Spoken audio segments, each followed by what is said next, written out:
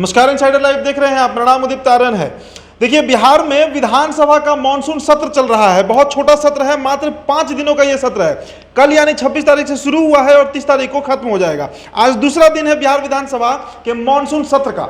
और सत्र जैसे शुरू होता है वैसे ही स्पीकर विजय कुमार सिन्हा जो है वो प्रश्नोत्तर काल की शुरुआत करते हैं। ऐसे में सबसे पहला मुद्दा जो बिहार विधानसभा के मॉनसून सत्र में उठाया गया है वो अवैध बालू खनन को लेकर रहा। और इसका जो सवाल है वो कोई विपक्षी विधायक नहीं बल्कि खुद भाजपा के विधायकों द्वारा उठाया गया है। 2 विधायक का नाम है। आपको बताएं कि सबसे पहले राम प्रवेश राय जो कि भरौली से विधायक हैं बीजेपी के, उन्होंने अपने ही पार्टी के मंत्री जनक राम से सवाल किया। आपको बताएं कि प्रश्नोत्तर काल में सत्ता पक्ष के ही विधायक राम प्रवेश राय ने इस मामले को उठाया। उन्होंने ये जानना चाहा कि बालू के खनन दर में 50% का एकाएक इजाफा सरकार ने क्यों कर दिया जब बालू खनन में लगी कंपनियों ने हाथ खड़े कर दिए थे। तो इसके साथ आपको बताएं कि अगला सवाल जो है वो दरभंगा सदर से विधायक संजय सारंगी ने किया है। 3 सवाल पूछे गए हैं राम प्रवेश राय के द्वारा अपने ही पार्टी के मंत्री के द्वारा, और जनक राम कहीं ना कहीं इसमें घिरते हुए देखे हैं। देखिए, ये सारे क्लिप्स में आपको वो जो नोक झोंक है वो आपको दिख जाएगा। महोदय, राज्य के जनता के हित में ये बालू की समस्या एक कोढ़ बन गई है।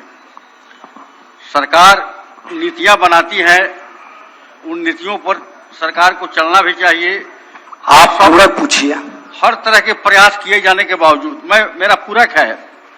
मैं माननीय मंत्री से इतना जानना चाहता हूं कि क्या एक बार राज्य सरकार ने एक अधिसूचना द्वारा मात्र 20% दर बढ़ाने की बात की थी, फिर भी 50% दर बढ़ाने का औचित्य क्या था जबकि इसका प्रभाव आम जनता पर पड़ने वाला था? माननीय मंत्री। अध्यक्ष महोदय के माध्यम से माननीय सदस्य को बताना चाहते हैं कि 2 कंपनी को छोड़ करके बिहार में जितने हमारी लेसी है सेटली है 50% के दर से जो वृद्धि हुआ उन्होंने मान्य किया, स्वीकार किया। बाकी बिहार में 2 ब्रॉडसन है, आदित्य है, कंपनी ही इस तरह का आरोप लगाई।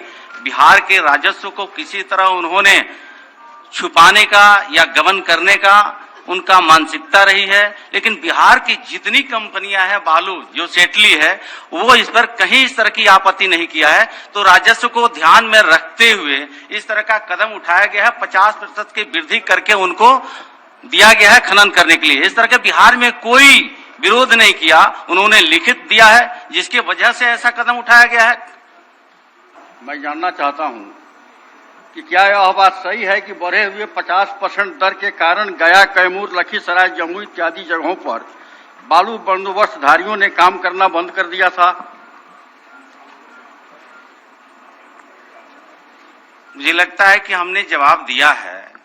बिहार की जितनी कंपनियां थी जिसमें 2 कंपनी राजस्व को चूना लगाने हेतु ऐसे उन्होंने कदम उठाया, तो उनके कदम उठाने के बाद से सरकार ने इतनी तत्परता कार्रवाई की है कि बाकी जगहों पे अवैध खनन न हो सके।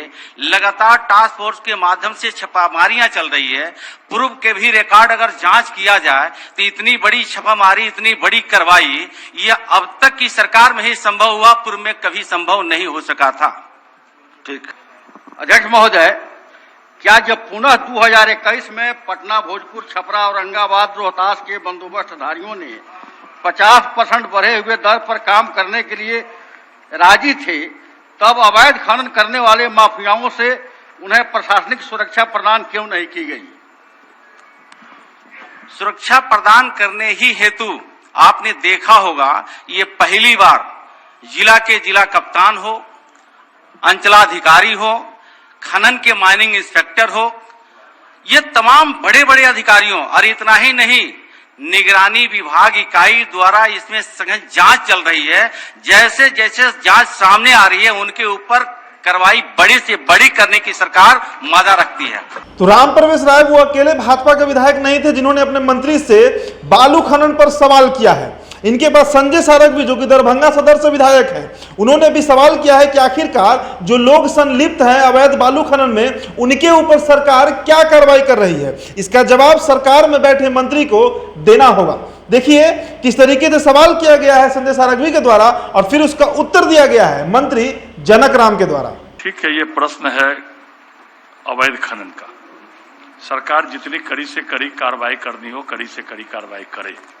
हम लोग का समर्थन है, अवैध बालू माफिया को निस्ताबून करना चाहिए। लेकिन अध्यक्ष महोदय, मेरा ये कहना है कि बालू आम जनता से जुड़ा हुआ है, तो मैं ये माननीय मंत्री जी से पूछना चाहता हूँ कि क्या बालू की जो समस्याएं हो रही है, हम लोगों ने अखबार में पढ़ा है कि 4500 कुछ रुपया में सरकार ने निर्णय किया है, तो मेरा यह कहना है कि सरकार का जो निर्णय है 4500 कुछ रुपया बालू का, क्या वो आम जन को जो है उपलब्ध नहीं हो रहा है? क्या इस पर माननीय मंत्री जी कुछ कहना चाहते हैं कि इतना मतलब शॉर्टेज हो रहा है, कुछ कहना चाहते हैं? माननीय अध्यक्ष महोदय जी के माध्यम से हम सदन को अवगत कराना चाहते हैं कि जैसे माननीय सदस्य ने ये सवाल उठाए कि 40 या 4500 रुपए के दर से हम आम लोगों को बालू मुहैया कराना चाहते हैं। मेरी सरकार कटिबद्ध है, न्याय के साथ सुशासन की सरकार मेरी चल रही है। इस कड़ी में आपको बताना चाहते हैं कि जब चालान 35 और 4000 3000 के रेट से सेटली उठाते हैं और उसको मार्केट में ले जाकर के वो 10,000 और 15,000 का रेट बेचते हैं, इसके लिए भी सरकार ने टास्क फोर्स का गठन किया है। जहां बालू की मंडी लगती है, अगर अवैध रूप से वह बालू को मार्केट में हाई रेट से बेचते हैं, उस पर वहां के अंचलाधिकारी, वहां के लोकल थाना प्रभारी, हमारे माननीय इंस्पेक्टर औचक निरीक्षण करे।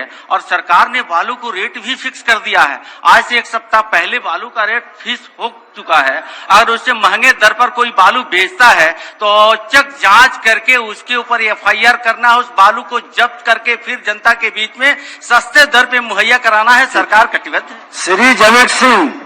तो अवैध बालू खनन का जो मामला है, जो बिहार में कई दिनों से मीडिया की सुर्खियां बटोर रहा है, ये मामला, ये उम्मीद किया जा रहा था कि जो विपक्ष होगा उनके द्वारा इस पर सदन में, इस सत्र में, मानसून सत्र में सवाल किया जाएगा, पर खुद अपनी ही दल यानी सत्तारूढ़ दल में जो NDA में बीजेपी है, बीजेपी के विधायकों ने ही इस पर सवाल खड़े कर दिए।